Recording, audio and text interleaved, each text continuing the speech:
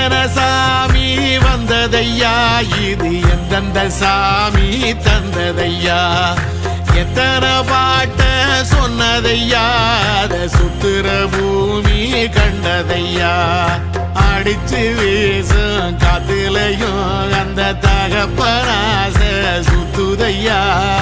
பிடிச்சு பூக்கும் விதையிலும் ஒரு வம்சத்து கதையே உள்ளதையா, 100 தலைமுறை சேர்ந்து செதுக்குன ஈர நலம் இது பாறையா,